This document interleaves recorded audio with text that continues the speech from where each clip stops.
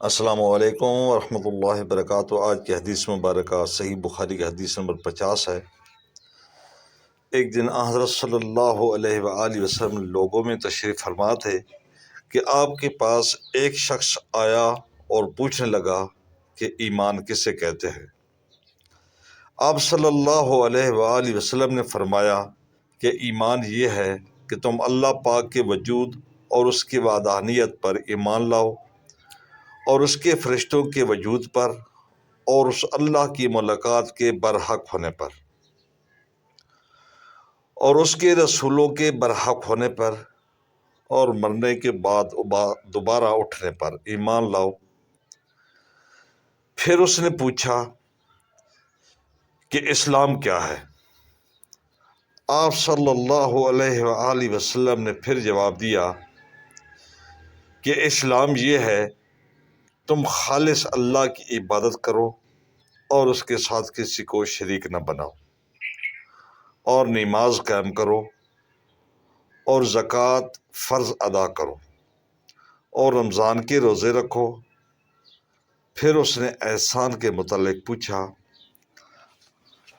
حضور اکرم صلی اللہ علیہ وآلہ وسلم نے فرمایا، احسان یہ ہے تم اللہ کی عبادت اس طرح کرو گویا تم اسے دیکھ رہے ہو۔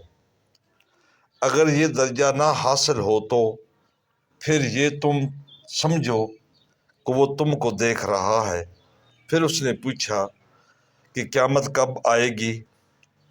آپ صلی اللہ علیہ وآلہ وسلم نے فرمایا کہ اس کے بارے میں جواب دینے والا پوچھنے والے سے کچھ زیادہ نہیں جانتا، البتہ میں تمہیں اس کی نشانیاں بتلا سکتا ہوں۔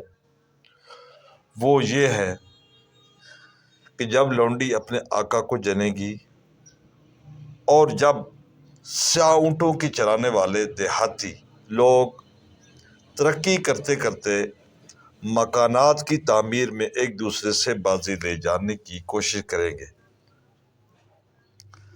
یاد رکھو، قیامت کا علم ان 5 چیزوں میں ہے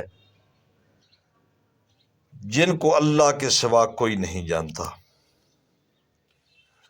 پھر آپ صلی اللہ علیہ وآلہ وسلم نے یہ آیت پڑھی کہ اللہ ہی کو قیامت کا علم ہے اور وہ کب ہوگی، آخر آیات تک۔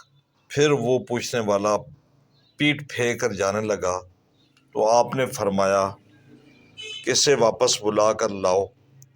لوگ دوڑ پڑے مگر وہ کہیں نظر نہیں آیا۔ آپ صلی اللہ علیہ وآلہ وسلم نے فرمایا، وہ جبرائیل علیہ السلام تھے جو لوگوں کو ان کا دین سکھانے آئے تھے۔